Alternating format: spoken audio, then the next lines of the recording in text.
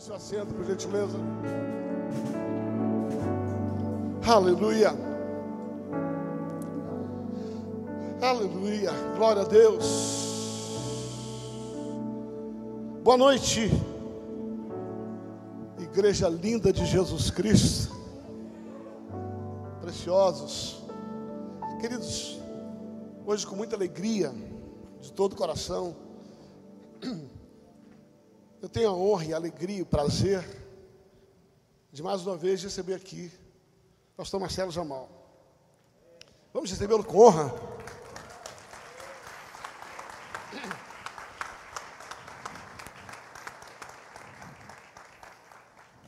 Eu estava ali fazendo um pouco de conta. Isso vai denunciar um pouco a nossa cidade. Conheci o pastor Marcelo Jamal em julho de 1993. Se você for rápido de conta, 28 anos atrás. E nesses 28 anos, o que Deus fez é algo extraordinário. Eu costumo dizer, se você viaja com uma pessoa por um mês, o seu relacionamento com aquela pessoa nunca mais é o mesmo. Pode ser melhor ou pode ser pior. Mesmo nunca mais. Você vai descobrir coisas que você não conhecia, que você não gosta. E coisas que você não conhecia, que você vai gostar. Se com um mês de viagem você define se é melhor ou pior, em 29 anos, 28 anos, tem que dizer, cada dia você está melhor. Obrigado. Você também. Um grande relacionamento. E eu louvo a Deus pela vida do Marcelo. De maneira especial, ele vem hoje aqui também para lançar um livro. O Poder da Experiência com Deus. Um livro extraordinário. Tive a oportunidade de ler antes de ser editado. E assim me impactou muito. Logo depois, o pastor Luciano mandou para mim um livro. Eu não tinha estado com o pastor Marcelo ainda, depois que o livro foi publicado, é a primeira vez que eu estou. Mas assim, já no início, na introdução, quando ele apresenta o livro, e bem do jeito que Deus deu a graça de ser profético, ele explica as 4 razões pelas quais ele colocou e apresentou esse livro. Depois ele coloca 3 fundamentos sobre isso. Eu li o livro, tá? Você fez bem a lição de casa, está vendo aí? E já no início da apresentação do livro, ele despertou em mim, sabe, a importância e a relevância desse livro. Hoje nós vivemos num evangelho sem experiências.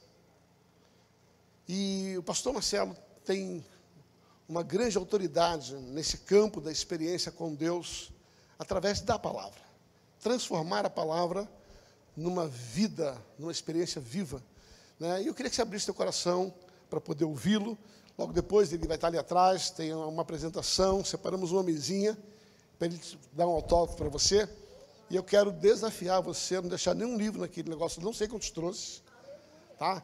Mas faça isso, vale a pena você comprar para você e dar para alguém. Marcelo, Deus te abençoe, fique à vontade. Obrigado. Aleluia. Gente, que bom estar aqui nesta casa, junto com meu amigo, como ele já revelou a nossa idade, né? E nossa amizade só melhora a cada dia, né, Djalma? Aliás, falando sério, nós estamos melhores depois de 29 anos, estamos mais bonitos, mais inteligentes, não é verdade? Não, mais gordo é o seu caso, o meu não. Eu sei que a gente tem que... Isso só amigo pode falar, viu? Ai de você para falar isso, você vai ser excluído da igreja.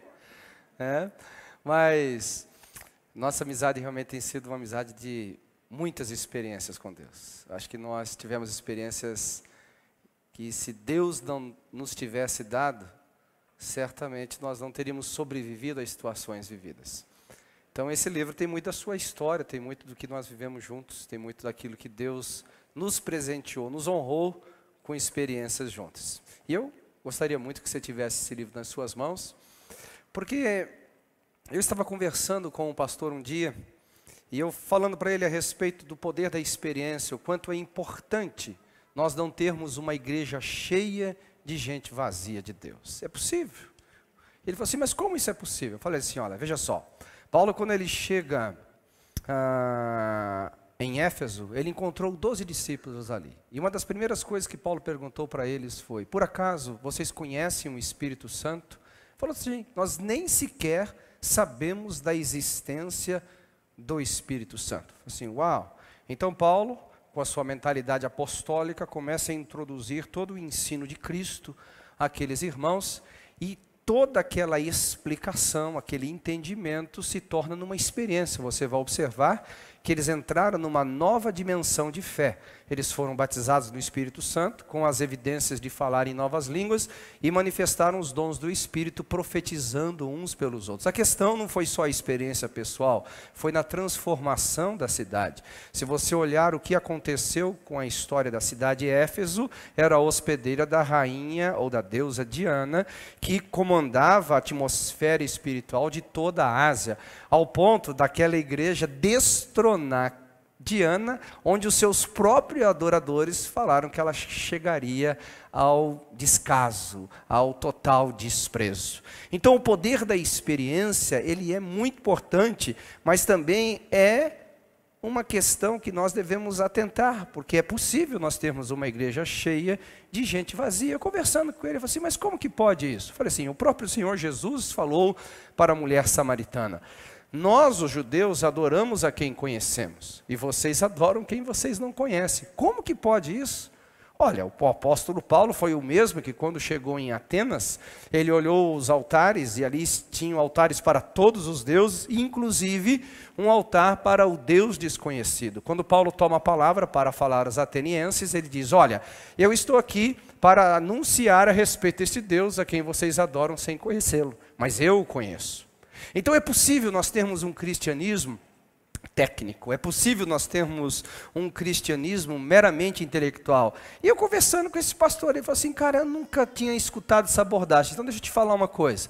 Paulo, quando ele sai de Corinto, quando ele entra em Corinto, Corinto era uma das cidades mais importantes intelectualmente da Grécia, até mais importante do que Atenas. Paulo, quando ele chega lá, ele toma uma decisão no Espírito. Eu vou te explicar por que ele toma essa decisão no Espírito. Ele diz, na primeira carta aos Coríntios, diz assim, a minha palavra e a minha pregação não consistiram em palavras persuasivas de sabedoria humana, mas na demonstração do Espírito e poder. E aí ele diz o motivo, para que a vossa fé não esteja fundamentada na sabedoria humana. Como uma fé fundamentada na sabedoria humana? Sim, é possível. Uma fé intelectual, uma fé meramente baseada nas letras, mas sim no poder de Deus. E Paulo começa então a introduzir aos coríntios uma vida no Espírito, mostrando que nós, no momento que nascemos de novo, entramos numa dimensão espiritual para podermos compreender a mente de Cristo. Agora, por que Paulo chegou a essa conclusão? Se você olhar alguns textos atrás, quando ele estava no discurso aos atenienses, no Areópago, Paulo ele foi homileticamente perfeito, hermeneuticamente perfeito, ele teve uma oratória incontestável, perfeita, só que ele caiu no laço de intelectualizar o Evangelho, e a Bíblia fala que alguns se converteram. O impacto da pregação de Paulo foi muito baixo. Ele sai de Atenas e vai para Corinto. Então, quando ele chega em Corinto, ele fala assim, eu não vou cair no laço novamente.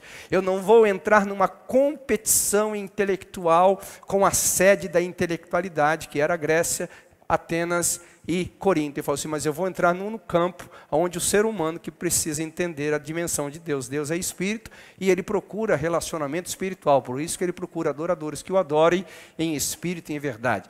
Conversando com esse pastor, ele falou assim, uau, eu nunca tinha observado nessa questão. Pois é possível.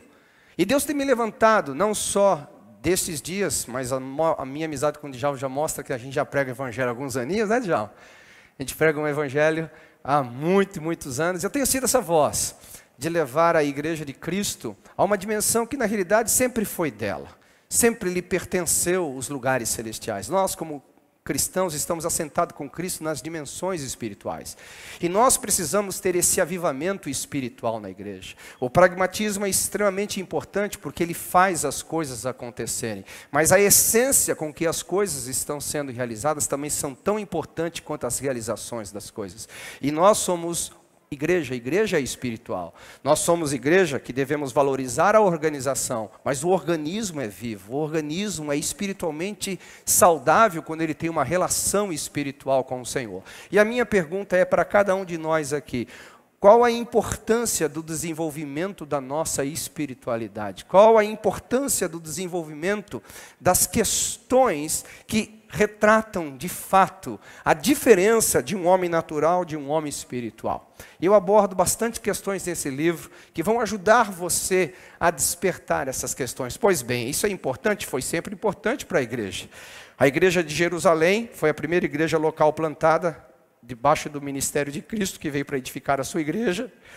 Foi uma igreja que começou a crescer rapidamente, e ela influenciou o que nós chamamos os helenistas. Os helenistas eram judeus de fala gregas, e que estavam sendo, por alguma razão, e a gente sabe o motivo dela, o crescimento da igreja, desassistidos na distribuição da mesa.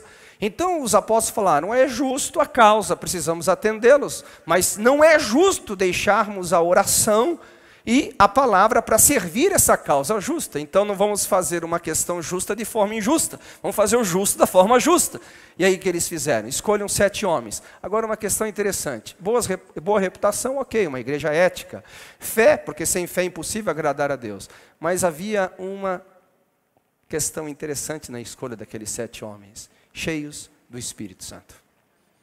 Então você percebe que desde a primeira igreja local, e deveria estar sendo pautado até os dias de hoje, o desenvolvimento da espiritualidade, o desenvolvimento de uma vida em Deus, sendo importante, intrínseco para as nossas escolhas. E eu sou pastor, quase do tempo da amizade com o Djalma, 30 anos, né? Ele me conheceu nos primeiros passos da vida ministerial, e eu vou falar uma coisa séria. Espero que para vocês sejam só para informação, porque vocês não andam assim, desta forma.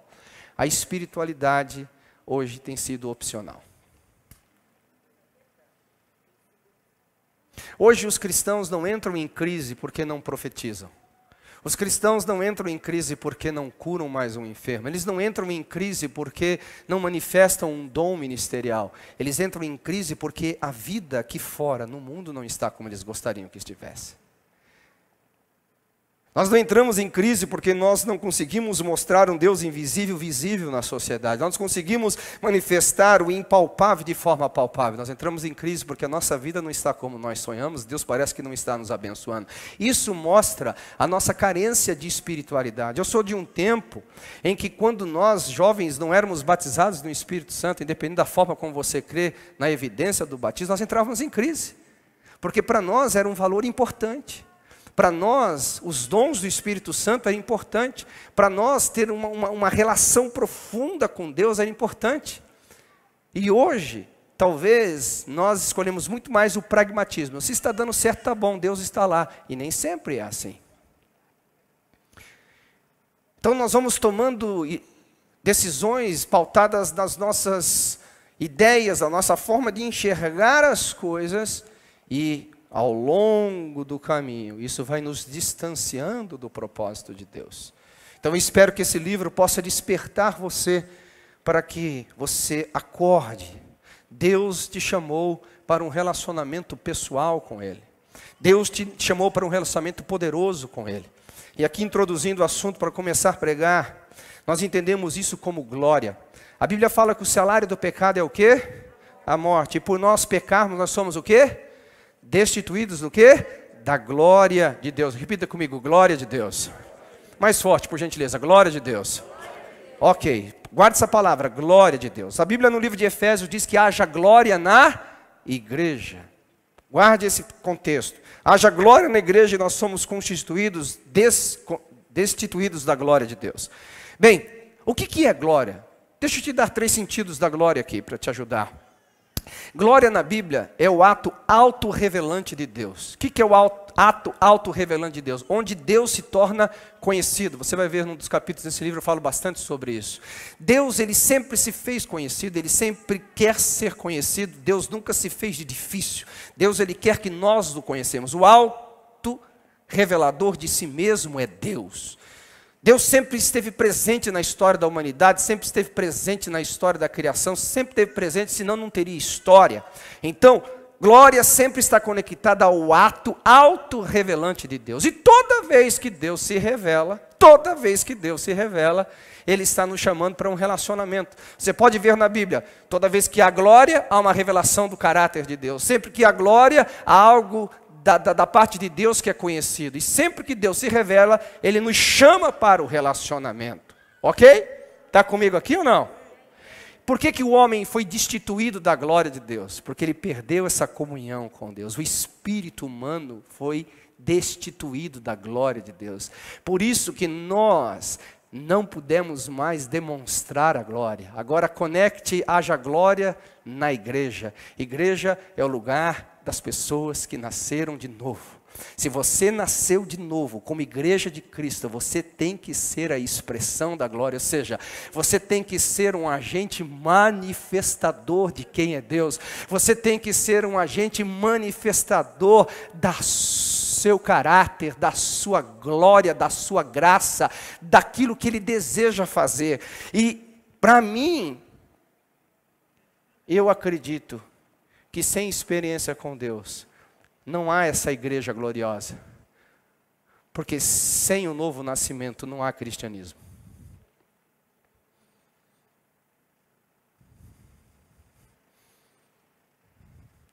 E aí, se não há cristianismo sem novo nascimento, você não pode. Lembra que eu estou na conversa com o pastor lá ainda, amém? Eu falei para ele, se não há novo nascimento, não há cristianismo. E se há novo nascimento, você nunca poderia questionar a experiência. Porque todo cristão, que de fato se diz cristão, ele começa a sua relação com Deus com uma experiência pessoal.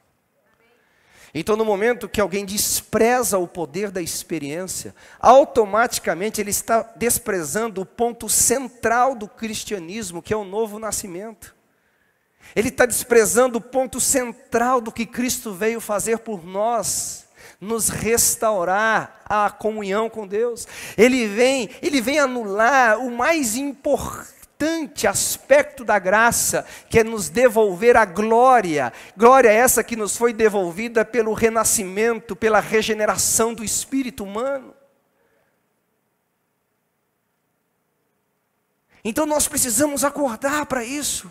Nós como igreja precisamos acordar para isso. Não existe cristianismo sem experiência com Deus. Não existe cristianismo sem experiência com Deus. Eu vou repetir pela terceira vez. Não existe cristianismo sem experiência com Deus. E ponto final. Aliás, isso não é um padrão só da igreja do Novo Testamento. Se você olhar para Adão, ele teve experiência com Deus. Aliás, foi o primeiro homem que teve experiência com Deus. Ele era um pó, do pó, Deus quando soprou sobre ele, ele fez alma vivente. Se você tira a experiência de Adão, ele deixa de existir. Noé teve experiência com Deus, viveu numa geração sem temor a Deus, ao ponto do próprio Senhor querer destruí-los, mas Noé achou graças aos olhos do Senhor. Se você tira a experiência de Noé, não tem a arca. Se não tem arca, não tem salvação da humanidade. Se não tem salvação da humanidade, Deus teria que recriar o mundo de novo. Se você pega Abraão, quem era Abraão no capítulo 11? Mas no capítulo 12, disse Deus a Abraão, aleluia. Da experiência de Abraão, nasce uma nação chamada Israel, glória a Deus. Tire a experiência de Abraão, não tem Israel. Quem era Moisés? Moisés era um menino pronto a morrer, como centenas de milhares haviam morrido do Egito. Quem era Moisés? Apenas um menino adotado por uma família rica. Mas a experiência de Deus, de Moisés, fez ele o libertador de escravo e legislador de uma nação. Tire a experiência de Moisés, o povo continuaria escravo, o povo de Israel não teria uma nação. Tire a experiência dos juízes, tire a experiência dos profetas. Você acabou de exterminar o Velho Testamento, se você tirar a experiência desses homens. Vamos para o Novo Testamento, e a voz do Senhor se manifestou a João, que começou a pregar no Evangelho. Quem é você? Eu sou a voz que clama no deserto, aleluia. João era um homem diferenciado, que já tinha experiência com Deus, na barriga da mãe já era, aleluia, manto, glória. Já estava entrando em mistério ali, aleluia, glória a Deus, do ventre da mãe, profetizando. Pega Jesus, o próprio Deus em carne, experiências pessoais, tira a experiência de João, tira a própria experiência de Jesus, tira a experiência dos apóstolos, o que sobra de nós, a capa, é isso que alguns crentes têm, só a capa da Bíblia, porque não tem experiência. Agora, por que a experiência, às vezes, ela se torna um pouco difícil de ser vivida? E aqui você tem que guardar isso para o resto da sua vida. Pelo resto da sua vida. Nós podemos criar a atmosfera dos milagres, nós podemos criar a atmosfera da intervenção, mas também nós podemos criar a atmosfera da incredulidade. Sim, podemos criar. Nazaré criou a atmosfera da incredulidade. Não é que Jesus não queria fazer, ele não pôde fazer. A questão não era que Deus não tinha vontade para Nazaré, é que Nazaré não tinha vontade para Deus. A questão de muitos nós, cristãos, que consideramos-nos cristãos, nós somos crentes incrédulos. Esse livro vai trabalhar bastante com você. Aleluia. Glória a Deus. Nós somos crentes incrédulos. Eu sempre costumo fazer uma brincadeirinha e eu acredito que vai funcionar aqui essa brincadeirinha. Você quer ver uma coisa? Quantos creem que Jesus pode ressuscitar mortos? Diga amém. Olha, tá vendo? Todo mundo crê. Vou te explicar de novo, só para as mulheres, mais forte. Quantas mulheres creem que Jesus pode ressuscitar mortos? Diga amém. Mulheres de fé e os homens que acreditam. Diga amém. Aleluia. Quantos aqui já oraram por um defunto? Mas é o defunto mesmo, morto, morrido. Morto ali no caixão mesmo ali. Lá orar para valer mesmo. Fala amém. Quem é que crê que Jesus pode mesmo? Diga amém. Quantos já orou? Diga amém. Você vê que os decibéis diminuem de uma forma absurda. Por quê?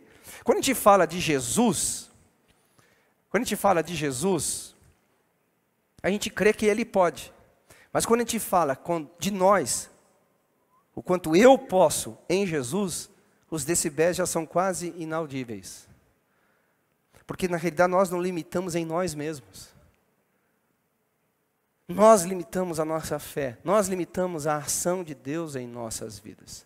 Nós acreditamos duvidando, nós acreditamos muitas vezes não crendo de todo coração, de fato, que Deus pode nos usar, que Deus pode vir, que Deus pode falar, que Deus pode isso.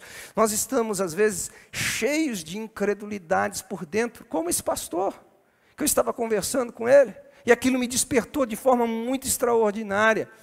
Porque na realidade, algumas pessoas, elas são incrédulas por decisões, outras são incrédulas por falta de conhecimento. E eu percebi que aquele pastor, temente a Deus do ministério, não estava conseguindo entrar nas dimensões do Espírito, não era por causa de incredulidade, era por causa de falta de entendimento.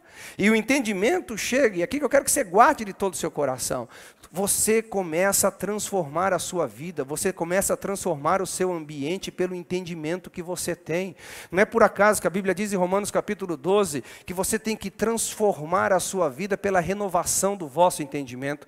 Quando você transforma a sua vida pela renovação do vosso entendimento, você entra no ambiente da experiência, e experimentareis a boa, perfeita e agradável vontade de Deus. Está claro no texto, transformai-vos pela renovação do vosso entendimento, para que na renovação do vosso entendimento, você crie a atmosfera para a manifestação de Deus, você crie a atmosfera para que Deus possa fazer e falar e agir e vir da forma que Ele quer vir. Mas se a sua mentalidade que conduz as suas ações, a sua mentalidade que conduz os seus sentimentos, a sua mentalidade que conduz de fato a sua vida, ela estiver emaranhada de incredulidade, automaticamente as experiências não vão surgir. Eu tenho visto isso ao longo da minha vida. Eu já peguei, por exemplo, orar por enfermos, de chegar para alguém assim: você sabia que Jesus Cristo morreu por você na cruz? Sim, eu sei. Você sabia que Jesus Cristo levou sobre si as doenças? Eu sei. Você sabia que você pode ser curada? Eu sei. Eu posso orar por você? Você crê que você vai ser curada? Não, não tenho certeza. Quem sabe, talvez. Sempre quando chega no campo pessoal, a gente percebe o quanto a gente é crente incrédulo. Sempre quando chega no no ambiente pessoal, a gente percebe que as barreiras não estão fora de nós, elas estão dentro de nós. Por isso que a Bíblia fala, por exemplo, que o falar em línguas, que é muito mais do que uma questão de ser tradicional pentecostal, e sim uma questão da nova aliança, ela está conectada diretamente à fé. Se você crer, falará novas línguas. Nós precisamos desenvolver essa questão em nossas vidas. Nós precisamos crescer de forma poderosa. Agora, olha que interessante esse texto. Você percebe, por exemplo, em 2 Coríntios capítulo 5, versículo 16, o apóstolo Paulo diz o seguinte, uma coisa interessante, que eu conhecia Cristo segundo a carne. Ele conhecia assim que nós daqui em diante, ninguém conhecemos mais segundo a carne. Se antes assim conhecemos Cristo segundo a carne, já agora não conhecemos dessa forma. Paulo era contemporâneo de Cristo. Praticamente da mesma idade os dois. Você observa que Paulo, enquanto mantinha uma mentalidade farisaica, enquanto mantinha uma mentalidade religiosa, ele era quem? Fariseu, perseguidor da igreja. Observe no capítulo 7, ele estava matando as pessoas ali, exemplificado no texto de Estevão. Capítulo 8, ele entra pelas casas e leva prisioneiro as pessoas. Capítulo 9, ele tem carta para ir para outra cidade para trazer prisioneiros cristãos. Por quê? Porque ele julgava que estava fazendo a vontade de Deus. Se você olha no capítulo 22, ele claramente fala que ele julgava estar fazendo a vontade de Deus. A ignorância atrapalha.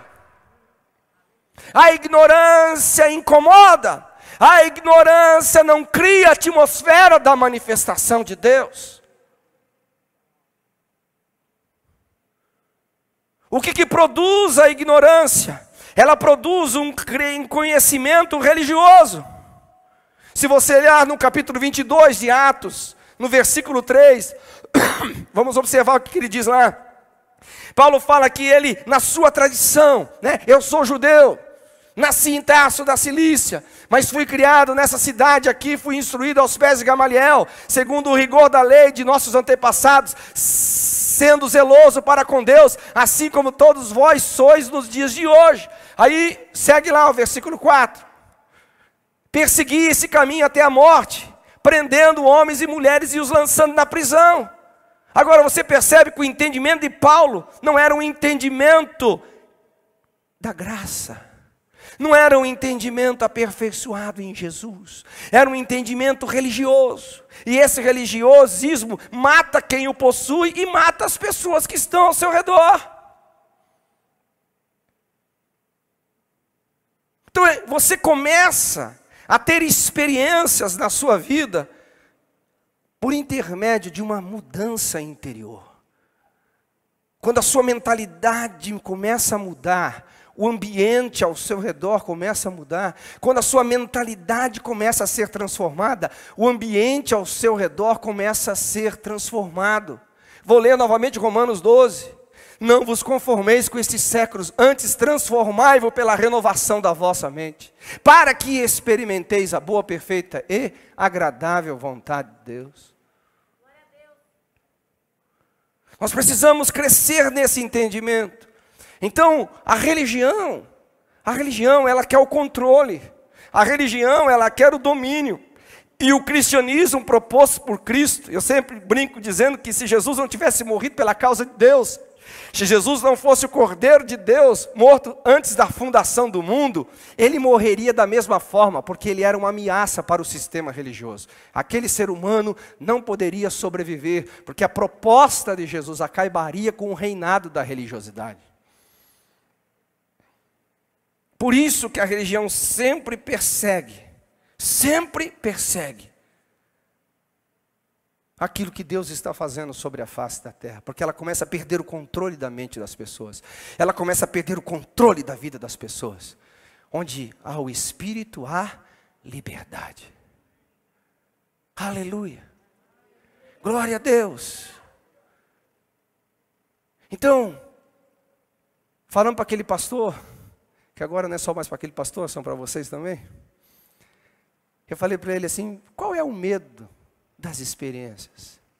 Não, mas você tem que ver, e etc. E ele começou a me mostrar um ponto positivo, um ponto negativo aqui, um ponto negativo aqui, um ponto negativo lá. Eu falei para ele assim, eu me recuso por esse caminho. Falou assim, mas por quê? Eu falei assim, me mostra um texto na Bíblia em que você vê Paulo ensinando sobre os dons do Espírito de forma negativa. Nós nunca enfatizamos o certo de forma negativa, nós enfatizamos o certo. O grande problema de nós termos medo do mundo espiritual, termos medo da espiritualidade cristã, é porque a maioria dos nossos ensinos estão carregados de incredulidade. Nós ensinamos, olha, profecia de Deus, mas toma cuidado. A Bíblia não manda ter cuidado, a Bíblia manda fazer o quê? Julgai. A Bíblia nunca põe medo em nós sobre profecia. A Bíblia põe em nós responsabilidade, não medo. É totalmente diferente. Totalmente diferente. Então, geralmente, os nossos ensinos eles são carregados de incredulidade. Nós falamos, existe, mas toma cuidado. Mas existe aquilo, mas toma cuidado. Existe aquilo, e tal. Aí o pastor chegou para mim e falou assim, mas a gente tem que crer na doutrina. Eu falei assim, mas o que é a doutrina? O que é a doutrina? Assim, a doutrina. Eu falei, mas o que é a doutrina? Aí eu vi que ele não sabia que era doutrina, ensinei para ele que era doutrina. Eu falei assim, doutrina é um conjunto de verdade. Doutrina é um conjunto de verdade que estabelece um comportamento que manifesta um aspecto do caráter de Deus. Por exemplo, a Bíblia fala que Jesus, ele é o Cordeiro de Deus que levou sobre nós as nossas doenças e enfermidades. Há uma doutrina chamada cura divina. Então, há uma verdade que estabelece um comportamento que gera uma experiência. A doutrina, querido, ela gera isso. Você não vai ver doutrina na Bíblia sem experiência. O que é a salvação? Quem aqui é salvo? Diga amém. Você é salvo pela doutrina da salvação? Não, a doutrina da salvação é fruto da sua salvação. O que é a salvação? É uma experiência real, verdadeira. É uma experiência da certeza de que o sangue redentor foi aceito pelo Pai e agora você pode ser reconciliado com Ele novamente. O que está por trás da verdade da doutrina? Uma experiência. Aleluia! O que é a alegria da salvação? Uma doutrina, mas não é só uma doutrina escrita no papel, é uma doutrina que realmente nos mostra que nós somos peregrinos nesta terra, e se temos carros bons, aleluia, se temos casas boas, aleluia, se temos vidas boas, aleluia, mas se não temos, a nossa alegria de estarmos salvos supera qualquer situação dessa vida, aleluia! É a doutrina experimentada. Alguém está comigo aqui? Pode dar um glória a Deus? Aleluia! Qual doutrina da Bíblia que não tem uma experiência, se não vivida agora, vivida daqui a pouco? A doutrina da volta de Cristo. Quem crê que Jesus vai voltar, diga amém. Oh, glória a Jesus! Você tem a experiência da volta de Cristo? Não, mas eu vou ter. Aleluia! Essa doutrina vai ser recheada de uma experiência. Qual vai ser a experiência? Eu vou ouvir o som da trombeta, aleluia. E aqueles que morreram antes de mim vão ressuscitar. E eu vou ser transformado num piscar de olhos, experiências, aleluia. E juntos vamos subir para os ares. E vamos estar ali louvando e glorificando ao Senhor de forma extraordinária. Então, a doutrina não pode ser interpretada como uma cerceadora da experiência. A doutrina não pode ser interpretada como uma barreira para se experimentar Deus. Pelo contrário, a doutrina, ela é um órgão regulador para determinar se a experiência é de Deus ou não.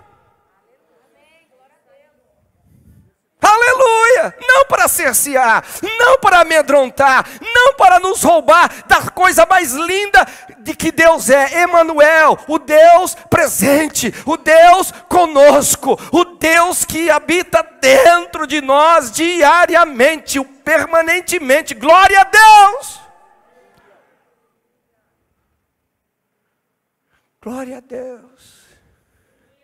Glória a Deus! Bem, por que nós não podemos ter medo das experiências com Deus? Pelo contrário, nós temos que crescer cada dia mais nela. Se você olhar o versículo 22, do capítulo 22, versículo 8, uma das primeiras marcas que evidenciam que você teve uma experiência, essa experiência de fato é cristocêntrica, ela é de Deus, ela é divina. Quando Paulo fala assim, é esse texto mesmo. Perguntei, Senhor, quem é você? Ao que me respondeu, eu sou Jesus, o Nazareno, a quem você persegue. Deixa eu te falar, você não precisa ter medo de experiência. Porque Deus Ele sempre, quando lhe dá uma experiência, Ele revela a sua glória. Quem lembra um aspecto da glória? O auto-revelador de Deus. O ato auto-revelador de Deus. Toda experiência genuína, verdadeira, bíblica, ela vai te conduzir a Cristo Jesus. Toda experiência humana, religiosa, fétida e sepulcral vai tornar você antropocêntrico, enquanto a divina vai tornar você cristocêntrico. Quem és tu? Quem és tu? Quando você de fato se abre para Jesus, quando você se abre para Deus, o próprio Deus, Ele deseja se revelar a você. Buscar-me-eis e me achareis. Ou a Bíblia fala, buscar-me-eis e eu me farei de difícil. Buscar-me-eis e eu vou me esconder no lugar impossível de ser encontrado. Buscar-me-eis e me achareis. Deus, Ele tem desejo de se revelar. Deus tem desejo de ser conhecido. Deus tem desejo de ser experimentado por nós. Você não precisa ficar orando e convencendo Deus para que Ele queira se revelar a você. Não. Isso já está à nossa disposição. E toda experiência, ela produz o quê? O conhecimento de Cristo. Desde o Velho Testamento, chamado Adão, até o livro de Apocalipse, onde João escreve, todas as experiências foram cristocêntricas. Todas revelaram o Senhor. Todas revelaram o aspecto da majestade, do cordeiro, do leão, da águia, do boi, do pastor, do profeta, do apóstolo, de Jesus, do homem que se fez carne, que ressuscitou. Todas as Escrituras revelam Cristo. Lucas 24 fala que a lei, os salmos e os profetas, tudo que está escrito a respeito de mim. Foi o próprio Senhor Jesus que falou isso no versículo 44. A segunda grande marca que de fato vai evidenciar uma experiência profunda com Jesus, real e verdadeira, é o arrependimento. Volte lá para o versículo 8, por gentileza. O texto diz assim, eu sou Jesus, Ele se revela. E você vai perceber que todo ser humano que tem uma experiência real com Jesus, automaticamente vai passar pelo confronto. Vai ser conduzido ao arrependimento. Olha que Jesus fala assim, eu sou Jesus, o Nazareno, para deixar bem claro. A quem você persegue. Em outras palavras, a quem você está fazendo bobagem, você está fazendo coisa errada. Você está na contramão do meu propósito para a sua vida, você está fazendo besteira. Porque muitas vezes, a gente só quer experiência que faz cosquinha na nossa barriga, irmão, mas que não produz mudança de vida. Deus está fora disso, viu?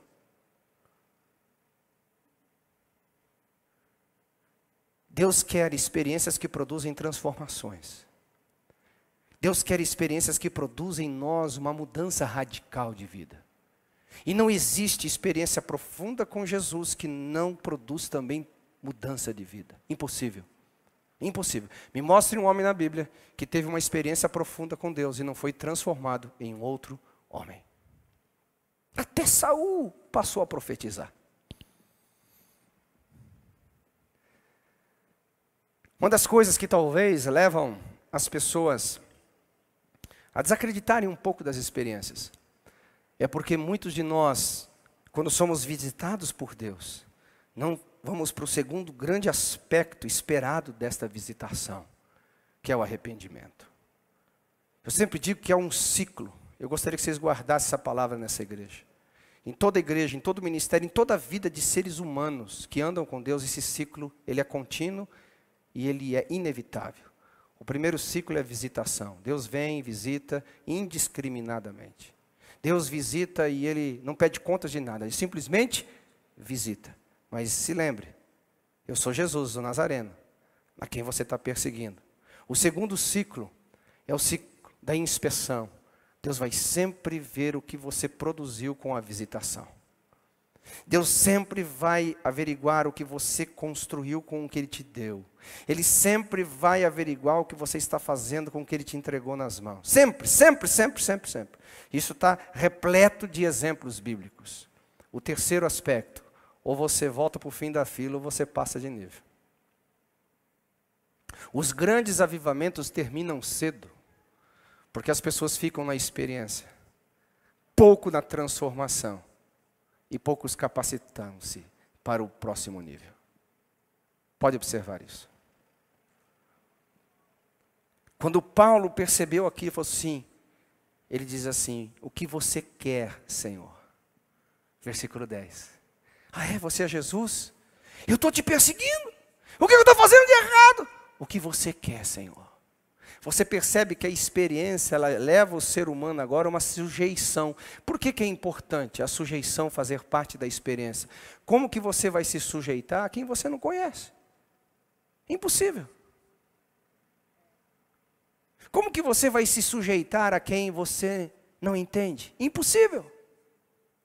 Você sabe por que nós temos hoje uma igreja cheia de gente vazia? Você sabe por que hoje nós temos cristãos pouco submissos à verdade de Deus e criando as suas próprias verdades paralelas para serem absorvidos numa consciência carnal e não se sentirem culpados? Simples. Porque a falta de experiência. A falta de experiência. Porque, por exemplo, se eu nasci de novo, quem nasceu de novo, diga amém. E se Jesus chega para mim e fala que determinado pecado é pecado, eu não vou ficar criando uma doutrina paralela para justificar o meu pecado. Eu simplesmente reconheço como pecado e me sujeito.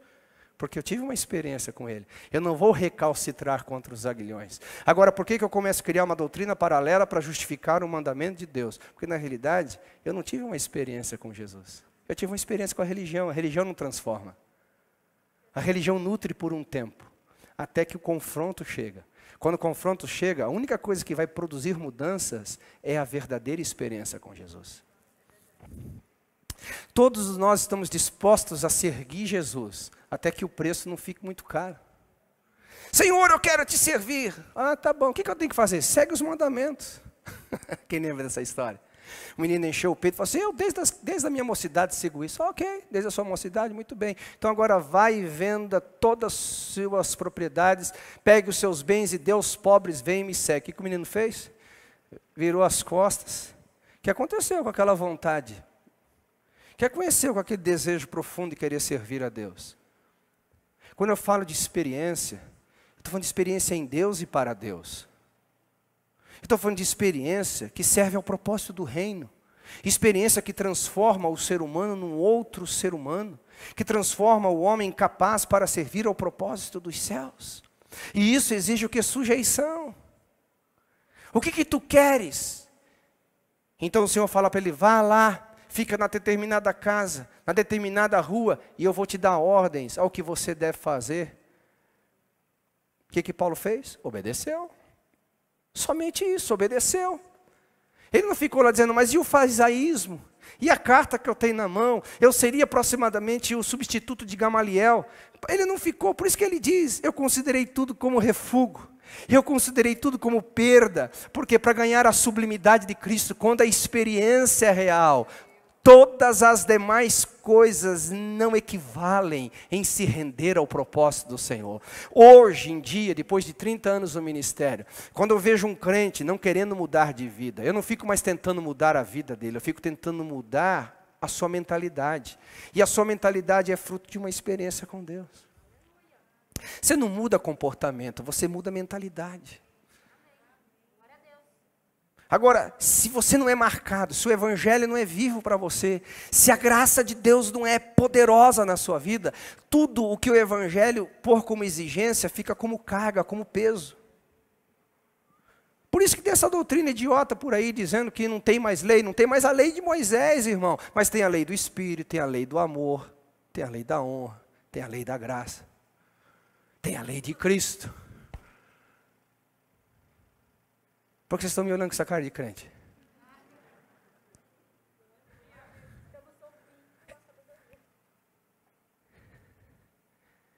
Ei! Eu não sigo mais a lei de Moisés. Mas e a lei do amor? É muito mais radical do que a lei de Moisés. Muito mais. E a lei da liberdade é muito mais radical do que a lei de Moisés. Então nós vamos entender, Paulo fala, quem és tu, Senhor, e que você quer? A maioria dos crentes carnais, a maioria dos crentes que não querem compromisso com Jesus, você vai olhar para a vida deles, pastor Djalma. É quase zero à esquerda do zero, que mora a vírgula da esquerda ao zero, em termos de experiências com Deus. Porque é difícil.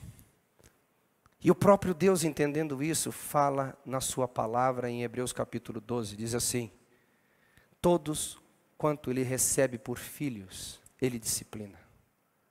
Se estáis sem disciplina, escute, olha para mim aqui, por gentileza. Se estáis sem disciplina, Hebreus 12 diz, é porque sois bastardos. Se na sua experiência com Deus não há disciplina, por favor, questione a sua experiência. Porque a religião produz bastardos.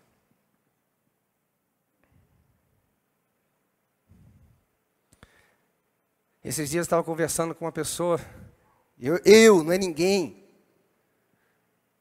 Não é ninguém, era eu. Conversando com uma pessoa. E nós estávamos conversando sobre a questão do pecado. E eu perguntei para ela assim, pastor Djalma, eu falei assim, meu querido, deixa eu te fazer uma pergunta. Então você está me dizendo que se Jesus voltar e um homem estiver transando com uma mulher que não é dele,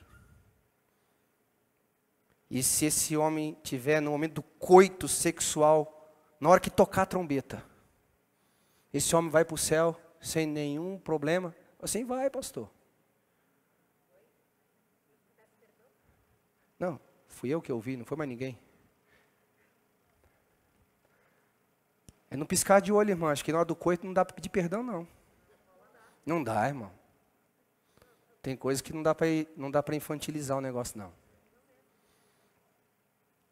Aí ele falou assim, vai para o céu, porque está tudo pago. Jesus já morreu pelos pecados de ontem, de hoje, da eternidade, tudo pago. Eu falei, tá bom, pastor. Eu falei assim, você ensina isso para a tua igreja? Que você crê dessa forma? Eu falei assim, não ensino. Eu falei, por quê? Ele virou as costas e não conversou mais comigo. Escute bem, é esse tipo de cristianismo que nós temos gerado hoje. Agora, por que esse cristianismo existe? Porque, cara, você não tira o adultério de um adúltero. Porque essa é a natureza do adúltero. Você não tira a pornografia de uma pessoa lasciva. Essa é a natureza dela. Agora, se você der a experiência dela do novo nascimento, ela vai olhar para a pornografia e dizer assim, eu não nasci para isso. Ela vai olhar para o adultério e vai dizer, eu não nasci para isso, eu nasci para ele, aleluia. Ela não vai ter prazer aqui, ela vai ter prazer nele, aleluia. Alguém está entendendo o que eu estou falando aqui ou não? E ainda que se por acaso ela cair, porque pode acontecer, Deus me livre que aconteça, mesmo na queda eu falei, eu não permaneço aqui, isso foi um cair que é do homem, mas o levantar é de Deus, eu não vou ser escravo desse pecado, eu não vou justificar doutrinariamente esse pecado, eu não vou criar um ambiente religioso para me justificar, eu vou sair dessa miséria, eu vou sair desse chiqueiro, eu pequei contra os céus, eu pequei contra a terra e eu vou voltar para a casa do meu Pai, aleluia! Alguém está aqui, concorda? Se concorda, aplauda ao Senhor. Agora eu te pergunto, como é que você fala para uma pessoa que não tem experiência com Deus para abandonar esse negócio? Ele tem prazer. Estava conversando com outra pessoa, falei assim, por que você mente? Vocês já perceberam que eu sou mais ou menos profeta, assim, mais ou menos. Eu falei, eu vou falar por que você mente. Você mente porque você tem lucro. A gente mente porque a gente tem lucro. Já percebeu que toda mentira que a gente faz, a gente tem um lucro nela? Foi o dia que você olhar a mentira como um prejuízo, porque os mentirosos não entram no reino dos céus, os mentirosos assumem a paternidade satânica, você não mente mais. A experiência de Paulo foi, eu considerei tudo como refúgio para ganhar a sublimidade de Cristo. Se tiver alguma coisa na sua vida ainda maior do que Cristo, alguém que pode competir com o que Cristo é, alguém que pode ocupar o lugar dele, desculpa, mas a sua experiência com Cristo ainda está muito fraca.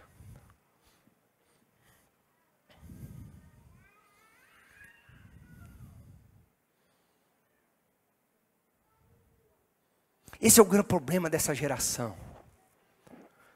Nós, infelizmente, irmãos, e nós precisamos mudar isso. Nós que estamos ouvindo isso, precisamos mudar isso. E nós temos toda a habilidade de Deus para isso. Nós temos toda a mensagem de Deus para isso. Principalmente os cristãos de mais de 20 anos de idade. Quem é cristão mais de 20 anos de idade? Diga amém. Aleluia, diga amém. Vocês têm essa experiência de treinar essa geração, dizer, olha, vocês não precisam cair nessa desgraça, vocês não precisam ir por esse caminho, vocês não precisam pegar isso porque há algo sublime, maior, extraordinariamente mais importante para a sua vida. Aleluia! Alguém está comigo aqui? Dê um glória a Deus! Então a experiência com Deus, ela faz com que você se sujeite. E é neste momento que você destrava o seu destino profético. É neste momento que você destrava a razão da sua existência. Porque Deus só envia você para o destino, para a razão que você nasceu, quando tem sujeição.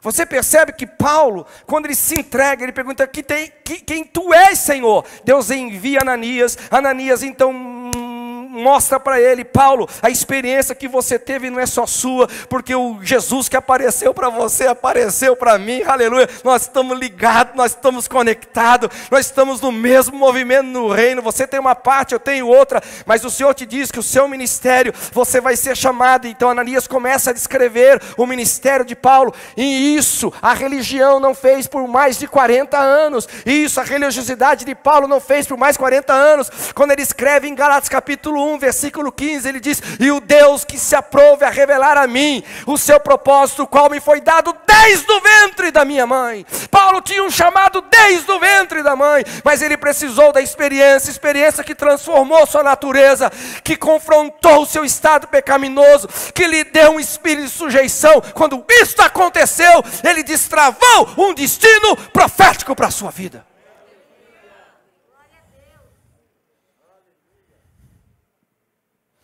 Destravou um destino profético. Paulo, ele começou a entender a razão da sua existência, o porquê que ele vinha vindo este ao mundo.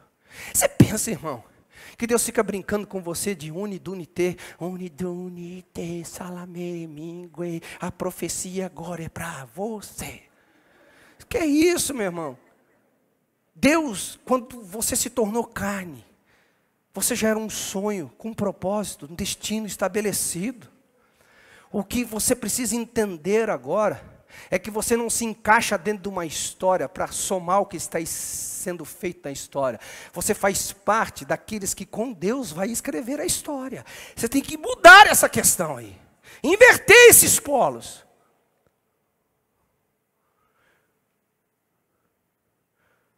Nós só fazemos isso com a sujeição.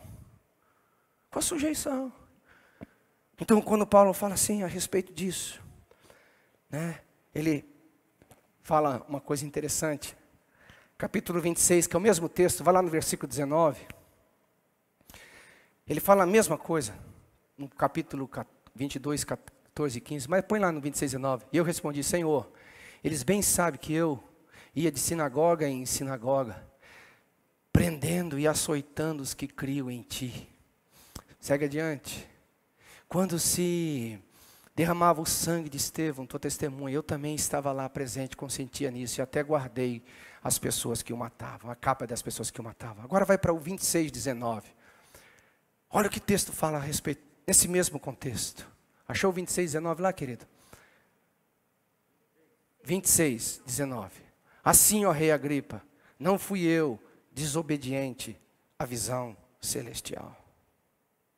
A partir daquele dia, Paulo pôde dizer, eu não vivo mais. A vida que agora vivo, vivo pela fé no Filho de Deus, que se amou que se entregou por mim. Não foi por acaso que ele pôde dizer, combati o bom combate, encerrei a carreira e guardei a fé. Ei, escute, quando é que a visão celestial foi dada a Paulo? Quando ele estava na religiosidade? Não. Quando que a visão celestial foi dada para Paulo? No momento que ele viu Jesus? Não. Qual foi o momento da visão celestial foi dada para Paulo? Quando ele teve um confronto, você está me perseguindo, está fazendo coisa errada. Não. Mas quando ele diz, o que tu queres, Senhor?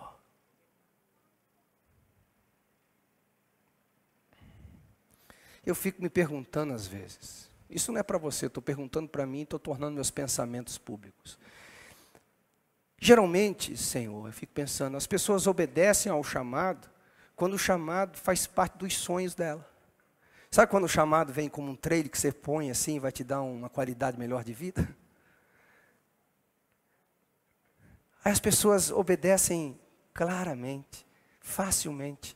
E quando o chamado vem na embalagem de Maria, que você logo de cara perde o marido, logo de cara quase perde a vida, logo de cara quase perde a reputação. Parece que foi o Satanás que deu o chamado, não foi Deus. Geralmente parece que a gente recebe com facilidade o chamado que se acomoda à nossa vida. E a gente despreza aquele que exige de nós uma mudança radical. Por isso que nós constituímos hoje igreja cheia de gente vazia de Deus.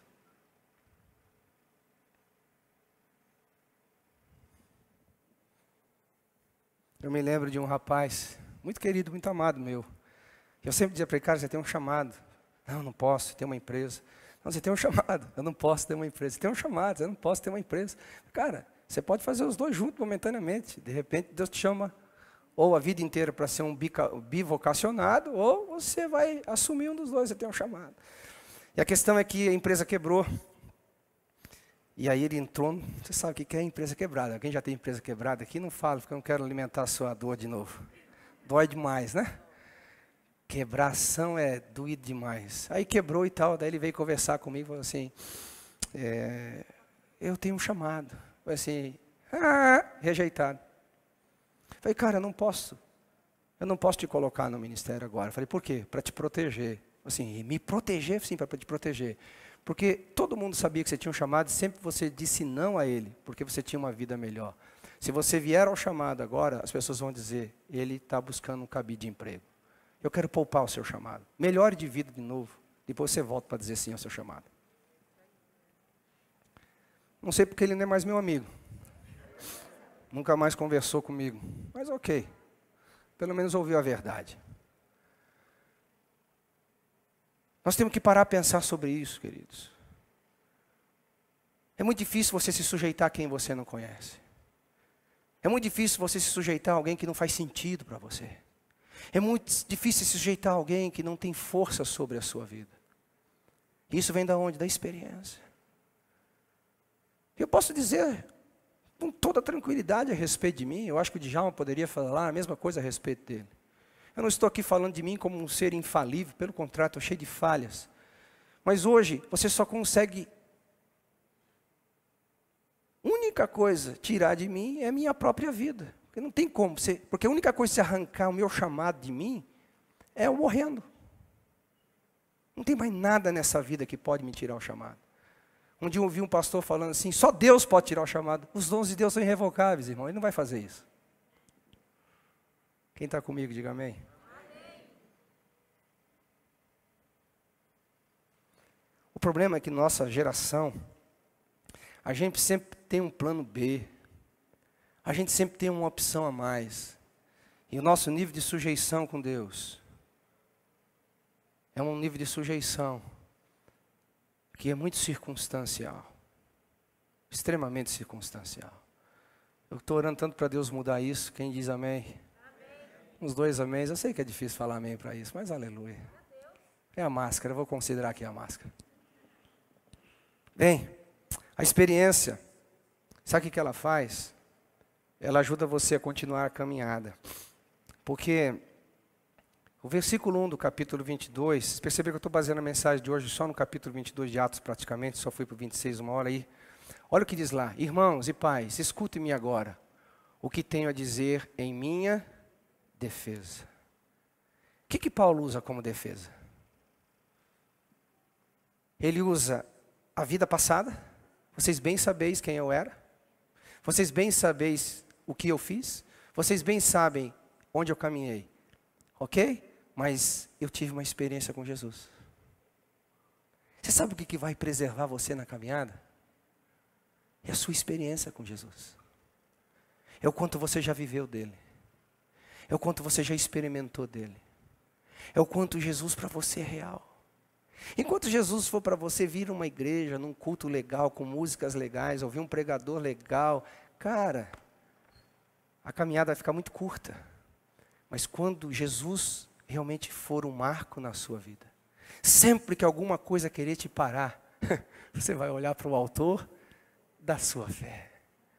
Sempre que alguma coisa tentar te impedir, você vai dizer: aquele que fez a promessa é fiável. Sempre que alguém vai tentar fazer com que você volte atrás, que é o caso de Paulo aqui no capítulo 22, se deixasse, nessa altura do momento, ele já estava morto, exterminado. As pessoas queriam matar ele. Ele não estava no momento fácil da vida, mas ele se levantou e dizendo a experiência que ele teve. A experiência, ela é uma poderosa ferramenta que Deus dá aos filhos, para que eles continuem firmes na caminhada. Porque há momentos na vida em que as experiências humanas são maiores do que a gente talvez tenha força em nós mesmos para suportarmos. Mas você lembra de Paulo quando estava no navio, 14 dias sem comer, sem ver a luz do dia, sem ver o sol, sem ver as estrelas. Você lembra o que ele falou para o comandante?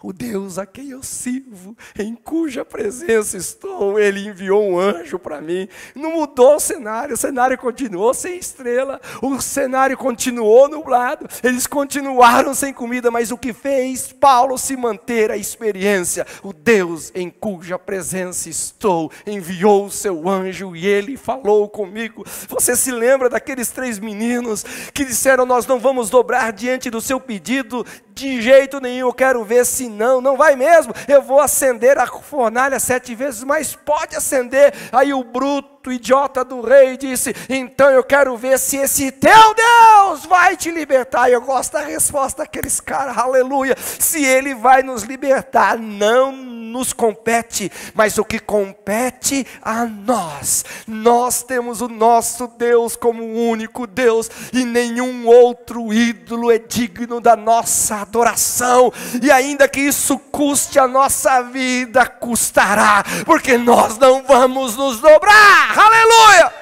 A experiência te mantém firme, a experiência te mantém vivo, a experiência te mantém aceso, mesmo diante de momentos onde tudo aparece acabado.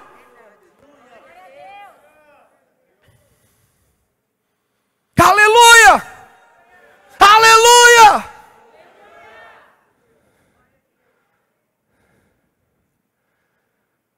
Aleluia. Por que o índice de desviado é grande na igreja? Falta de experiência, irmãos. Falta de novo nascimento. Nós vivemos dias de baixíssimos índices de novo nascimento. Baixíssimos índices de novo nascimento. Aleluia. Porque Deus está trazendo um avivamento. E um desses avivamentos vai ser esse despertamento dessa consciência de um cristianismo verdadeiro e poderoso. Eu gostaria que nós lêssemos Gálatas 2, 19 e 20. Eu quero começar a terminar. Eu nem sei até que hora eu tenho que eu comecei, meu Deus do céu. Até amanhã. Oh, Jesus. Aleluia. Quem já achou aí Gálatas 2, 19 e 20? Porque eu, mediante a própria lei, morri para a lei, a fim de viver para Deus. O problema é que alguns morreram para a lei, para viver para eles. É por isso que não tem mais lei para essa turma. Estou crucificado com Cristo. E o que mais? Logo já não sou eu quem vive, mas Cristo vive em mim. E esse viver que agora tenho na carne, vivo pela fé no Filho de Deus, que me amou e se entregou por mim. De onde Paulo tira esse versículo? Lá daquela estrada de Damasco. Um homem treinado pela religiosidade para matar. Um homem treinado pela religiosidade para perseguir. Um homem treinado para formar discípulos que iam de nada a lugar nenhum. Agora diz assim: por causa de Cristo, eu não tenho mais outra razão de viver. Olha o que está escrito lá em Atos capítulo 20, 24. Ou melhor, 24, 20. 24, 20. Olha que interessante isso. 20, 24, eu falei certo, né? 20, 24. Isso. Porém, nada considero a minha vida preciosa para mim mesmo. Nada. De onde vem isso? De onde vem isso, gente? Vem da pregação do Jamal. Pastor Jamal, eu resolvi abrir mão da minha vida. Se o ser humano tivesse poder de mudar o ser humano, tem tantos eloquentes homens na face da terra. O homem não muda o homem, religião não muda ninguém. Só Jesus pode fazer isso. Quando Paulo fala, porém, nada considero a minha vida preciosa para mim mesmo. Ele não está num estado depressivo, como quem perdeu a expectativa da vida, onde o Covid tirou toda a alegria que ele tinha da existência. Ele não tem mais existência de viver, porque agora tem Covid, né? Jesus perdeu o trono para o Covid. Olha o que ele diz lá: desde que eu complete a minha carreira e o ministério que recebi do Senhor Jesus, para testemunhar o Evangelho da graça de Deus. Glória a Deus, aleluia. De onde Paulo tira isso, gente? Será que ele leu no livro de Sócrates? De Platão? Será que ele foi contaminado quando pisou no pé lá no aerópago e saiu de ali meio filosofado? Não, isso foi lá na estrada de Damasco. O dia em que Paulo, sei lá, do camelo, ou do cavalo, ou dos seus próprios pés caiu, e viu uma luz mais brilhante do que o sol do meio-dia, e ouviu uma voz que é muito mais audível do que todas as vozes das muitas águas, dizendo: eu sou Jesus. Eu sou Jesus. O dia que você conhecer Jesus, a força da religião não terá mais poder sobre você. O dia que você conhecer Jesus, a força das drogas, da prostituição, da pornografia, da mentira, perderá força sobre a sua vida. A força desse pecado não está no pecado, a força desse pecado está na falta de experiência com Jesus. O dia que Jesus for real para você, o dia que Jesus for de fato o seu único Senhor, o seu único Salvador, você vai chegar a essa definição, que a experiência dá a nós não só uma razão de viver, mas, se necessário, uma razão para morrer por aquilo que nós realmente acreditamos que vale a pena viver. Esse Jesus vale isso para você? Esse Jesus vale de fato você, se for necessário, se render e dizer: Jesus, não vivo mais eu. Jesus, não tenho mais a vida preciosa a mim mesmo. Considerei tudo como refúgio para ganhar a sua sublimidade. Será que isso se baseia só a Paulo? Não. Pergunte a Moisés. A Bíblia fala que ele considerou muito mais rico o opróbrio do que as riquezas do Egito. O que fez ele largar o trono do Egito? Porque ele viu Jesus. O que fez Abraão, com 75 anos de idade, começar uma nova carreira, quando tudo parece que já tinha chegado ao fim? Jesus fala: Abraão viu o meu dia. O que fez Davi se render ao Senhor de uma forma tão profunda como se rendeu? Porque ele disse: eu vi o meu Senhor assentado à direita do meu Senhor. O que fez Estevão se inclinar e dizer: Pai, entrego nas tuas mãos o meu espírito, porque ele viu Jesus em pé. Todo homem que vê Jesus, que experimenta Jesus, que conhece Jesus, todas as demais coisas perdem o sentido para ele. O que levou Paulo a dizer: eu considero estar com você muito melhor, mas a única coisa que me faz querer ficar aqui, o camarada estava numa relação com Deus que ele podia escolher onde morar. É porque eu vou dar fruto para você, Jesus. Porque assim, nessa terra, não tem nada mais que interessa para mim. Eu só fico aqui se for para dar fruto para você. De onde vem isso? Isso não pode ser da religião, isso não pode ser de uma força humana, isso não pode ser de uma energia metafísica, isso só pode ser fruto de uma experiência que marca o homem por dentro, de uma experiência que torna o Cristo verdadeiro, que torna Jesus verdadeiro, que torna a Bíblia verdadeira, que torna a vida com Deus não um estilo de vida, mas uma novidade que deve ser vivida a todos os dias.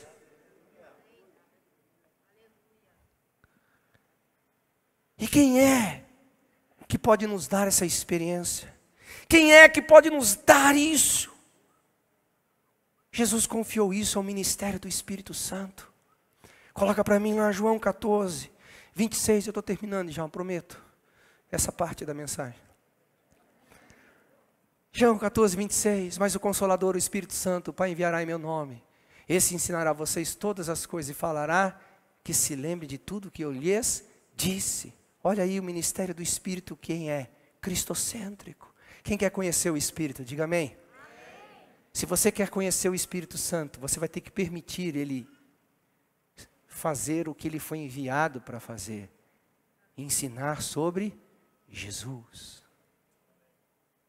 O ministério do Espírito não está centrado nele. O Espírito Santo nunca ensina nada sobre ele mesmo, já percebeu? Me mostra um texto da Bíblia, Espírito Santo. Senta aqui que eu vou ensinar quem eu sou. O Espírito Santo sempre ensina quem é Jesus. Você quer ver? Vai lá para João capítulo 15, versículo 26. Olha que interessante esse texto completo de 26 aqui. Quando porém ele vier o Consolador, que eu enviarei a vocês da parte do Pai, o Espírito da verdade, que dele procede, ele dará testemunho de mim. O ministério do Espírito é cristocêntrico. O Espírito Santo sempre vai te levar à centralidade de Cristo. Ele sempre vai te levar a você se render ao propósito de Cristo. Ele sempre vai levar você a se render ao estilo de vida cristã. Ele sempre vai levar você a se render à proposta do Senhor. Sempre, sempre, sempre. Se você esta noite abrir seu coração e falar: Espírito Santo, tire de mim essa vida vazia.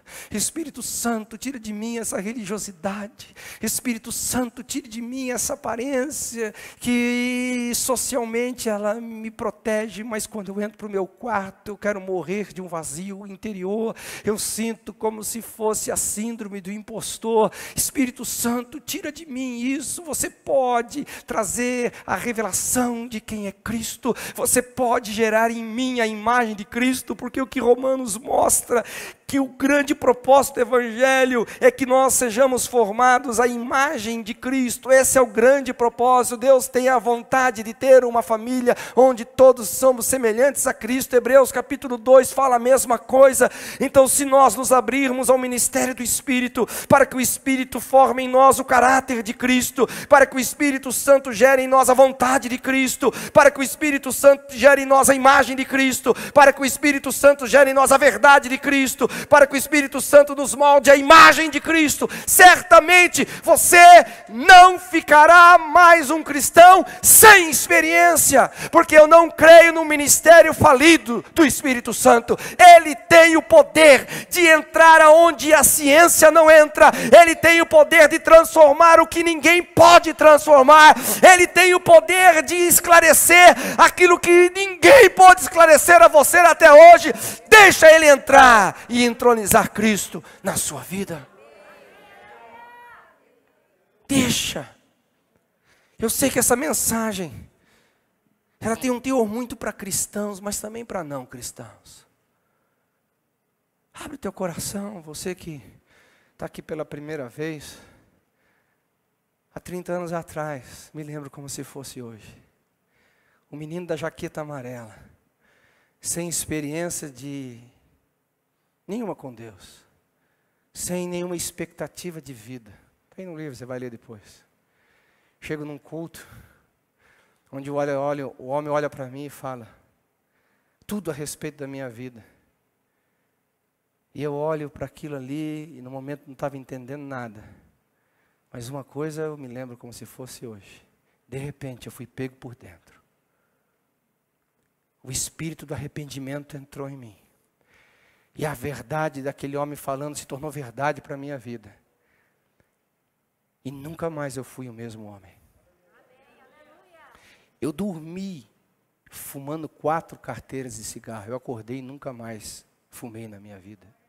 Eu dormi bebendo e fazendo tudo que você pode imaginar. Eu acordei e nunca mais coloquei uma gota de álcool na minha vida. Eu dormi e deixei não sei quantas mulheres para trás. Eu acordei e só fui tocar em mulher depois quando eu me casei. Agora ninguém pediu isso para mim. Eu sabia que eu havia nascido para uma nova vida. A experiência pode fazer isso para você. Homem nenhum pode.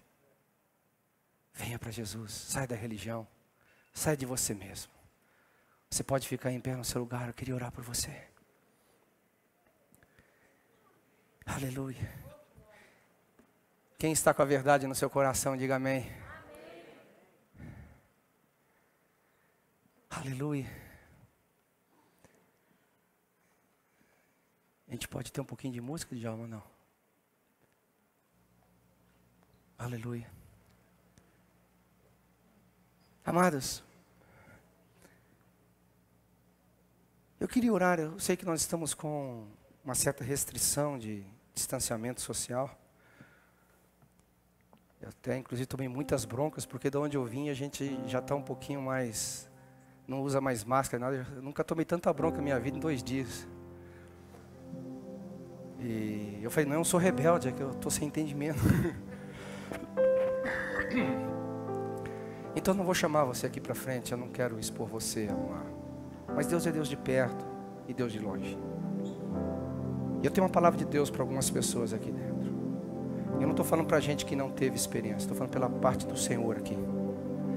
O diabo está querendo lançar desprezo para as experiências que você teve. Escute, estou falando pelo Espírito Santo. O diabo está querendo dizer que tudo que você já viveu na vida não foi verdade, não tem sentido. Não, você não tem que questionar o que você viveu, você tem que questionar o que você está vivendo. Isso que você está passando agora é circunstancial. O que você já viveu está marcado com o selo da promessa. Já está marcado com o que Deus mostrou quem Ele é para a sua vida. Estou falando pelo Espírito Santo. Tem algumas pessoas aqui que estão questionando se valeu a pena ou não valeu a pena o que você passou, deixou de passar. Deus mostrou que esteve com você e te deu várias experiências ao longo da sua caminhada. E não vai ser esse momento que vai questionar o que você já viveu. Você, pelo contrário, você tem que usar o que você viveu para trazer esperança. Aleluia. O mesmo Deus de ontem é o mesmo Deus de hoje e será o mesmo Deus de eternamente. Estou falando pelo Espírito Santo aqui. Não há uma só pessoa ou duas. Eu sinto que há um número significativo de pessoas que o diabo lançou sobre eles questionamentos, dizendo, não, eu não vou mais caminhar por isso, eu vou começar a ter o controle da minha vida. Não caia nesse laço. O controle de Deus te trouxe até aqui, te manteve vivo até aqui. Aliás, talvez você já passou momentos mais difíceis do que você está passando agora. Não desista do que Deus te deu. Não desista, seja como Paulo, diante da iminente morte, ele se levanta e diz, eu estou aqui para testemunhar a respeito do que Deus fez. Quando ele chegou diante do rei Agripa, ele levantou-se e disse, rei Agripa, eu estou com essas algemas, não é porque eu adulterei, não é porque eu menti, não é porque eu roubei. Sabe por que eu estou com essas algemas? Porque eu não fui desobediente à visão celestial. Não é hora de voltar para trás, não é hora de desistir, não é hora de você recorrer a outros recursos. O Deus que foi suficiente continuará sendo suficiente.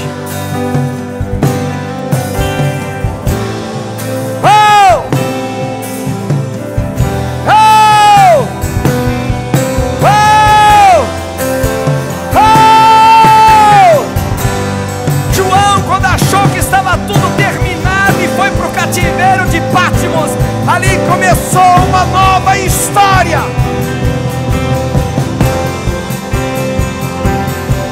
Você pensa que você está paralisado? Não! Você só está aquecendo os seus motores para um novo estágio, para uma nova etapa na sua vida. Descanse, descanse, continue crendo. Se você recebe essa palavra, levante as suas mãos aos céus.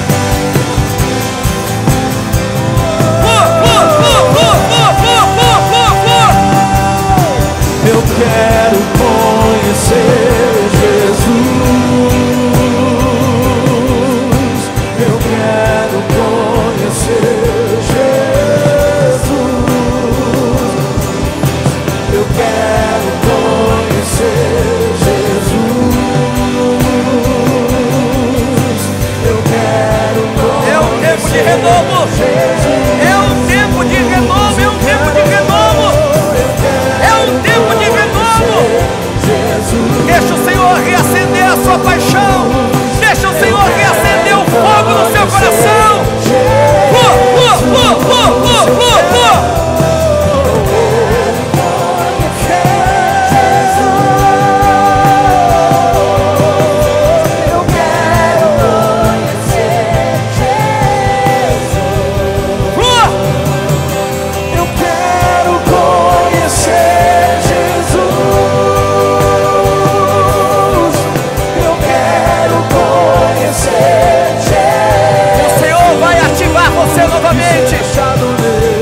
Aquilo que você um dia valorizou tanto e hoje parece que as situações dizem não valeu a pena. Deus vai mostrar para você: valeu e vale, valeu e vale. A sua decisão em Deus, aquela que você tomou, que parece que te levou a um beco sem saída.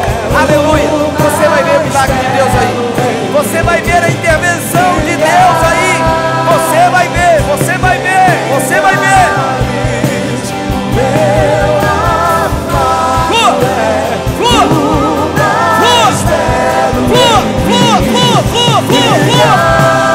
Clame por Jesus, clame por Jesus, clame pelo Espírito Santo.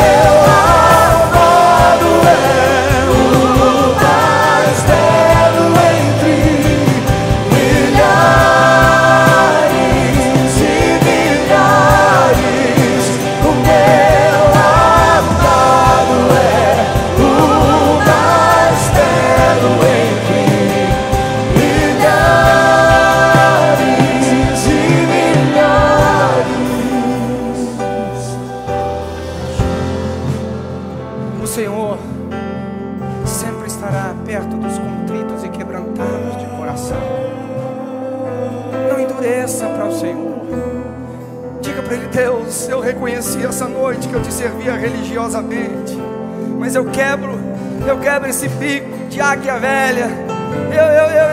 Eu saio desse ninho que não me deixava crescer. Senhor, eu me rasgo por inteiro. Eu digo: Deus, muda-me, transforma-me.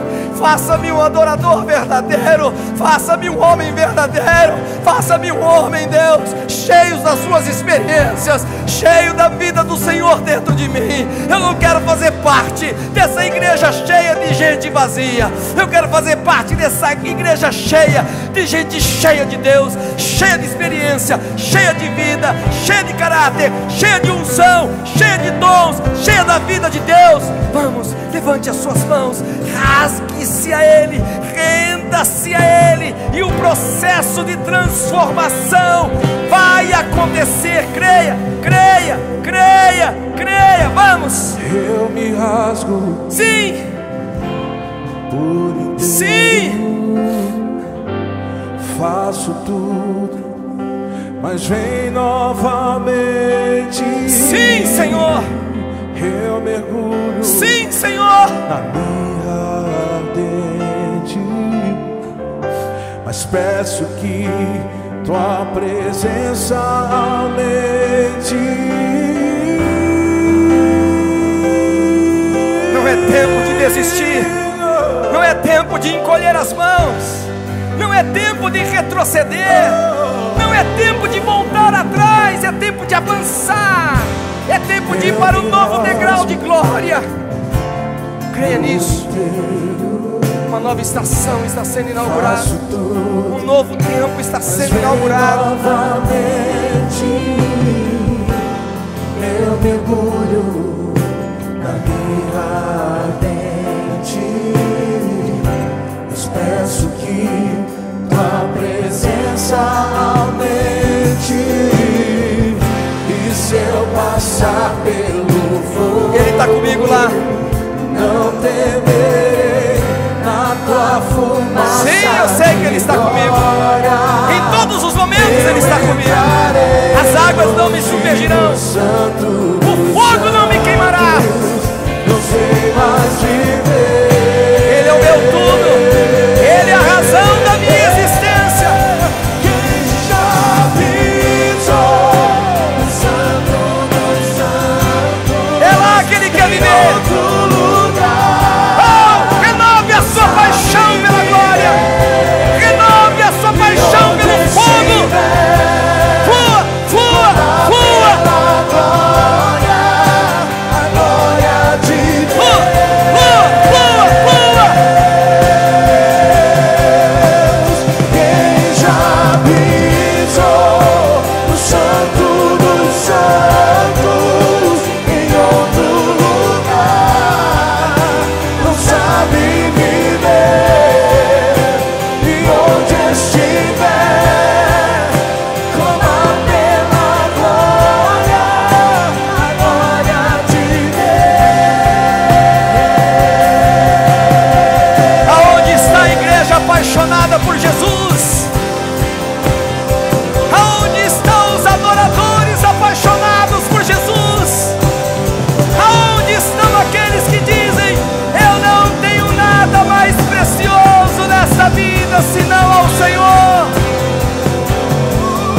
Adore-o, adore-o, adore-o, adore-o, adore-o, adore-o. Quem já pisou no santo dos santos, em outro lugar, não sabe viver.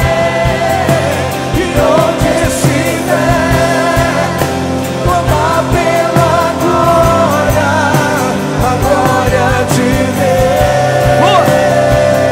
Você que é batizado no Espírito Santo das evidências em línguas, eu quero te encorajar a orar em línguas novamente. Ore, ore em línguas, ore em línguas. Deixe esse rio fluir, deixe esse rio fluir. Flua, flua, flua, flua, flua. E onde Destrave a sua vida, destrave a sua vida, destrave a sua vida.